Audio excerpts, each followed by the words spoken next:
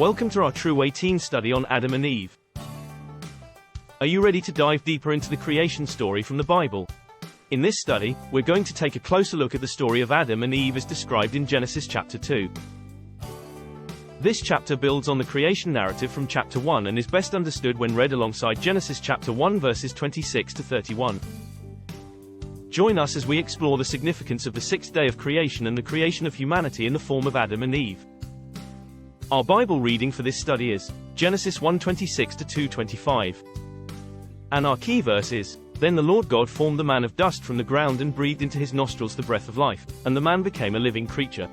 Genesis chapter 2 verse 7. Background to the passage. In this chapter, God creates Adam, the first man, and places him in the Garden of Eden to care for it and name the animals. God then creates Eve, the first woman, from Adam's rib. God grants the couple dominion over the garden and gives them the command to be fruitful and multiply. Genesis chapter 2 is an important biblical passage as it outlines the creation of man and woman. It reveals the divine plan of God to bring order to the world and to provide humans with purpose and meaning.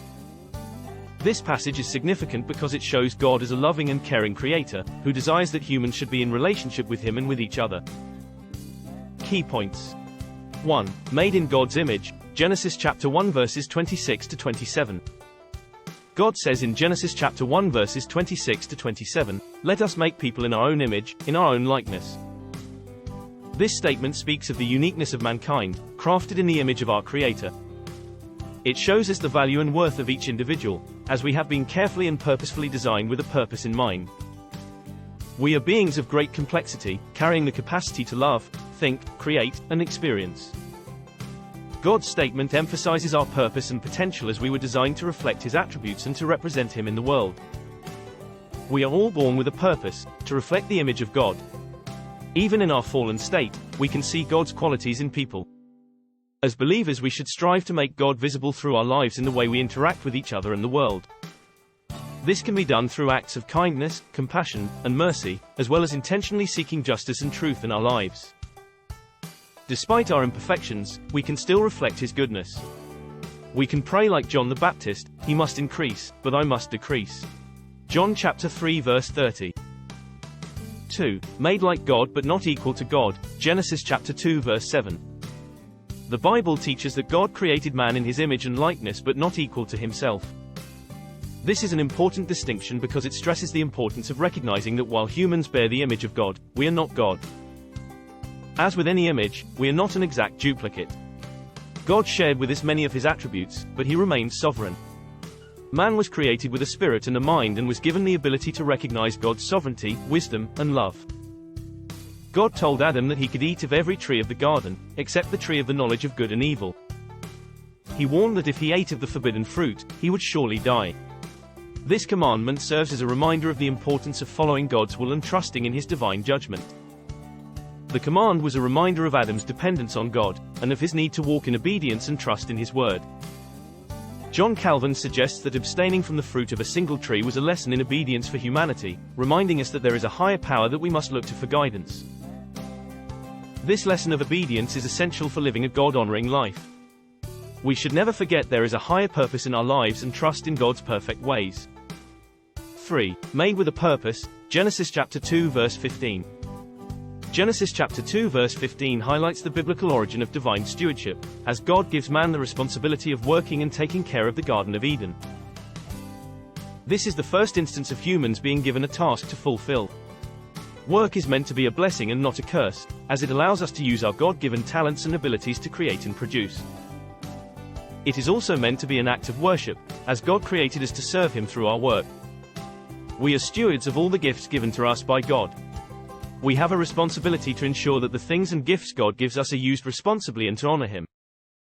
Work should not be seen as a burden or a necessary evil, but rather as an opportunity to worship. Work, in its various forms, can be a great way to serve God by using the gifts and talents he has given us. When we approach our work with an attitude of worship, this perspective can be transformative.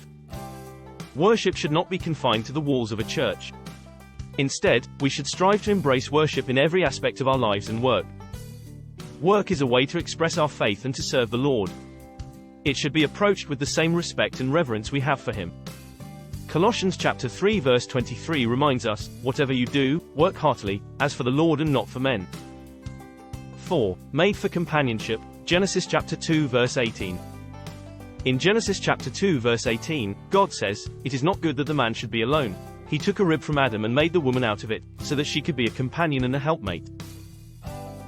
Adam was filled with joy at the sight of her. He declared her to be bone of my bones, and flesh of my flesh. This story reflects the importance of companionship, and it serves as a reminder that we were never meant to be alone. God gave Adam and Eve the ability to glorify Him through their love, companionship and in their work together. Genesis chapter 2 introduces marriage as a divinely ordained union and shows the importance of companionship, as the two become one. Marriage is presented as an institution to be respected and honored, and as an important part of the covenant of God. The New Testament uses marriage as a metaphor to represent the relationship between Christ and the church. Paul compares marriage to a profound mystery, where the husband symbolizes Christ, and the wife symbolizes the church. From the very start of time, God was painting a picture of the relationship that He wants to have with mankind. Even before the fall, He was setting the stage for the loving relationship He desired to have with us. Conclusion. In conclusion, Genesis 2 provides us with a better understanding of how the world was created and God's plan for us. To dig deeper into the passage, download our free printable lesson pack with study notes, worksheets, coloring pages, games and more from TrueWayKids.com.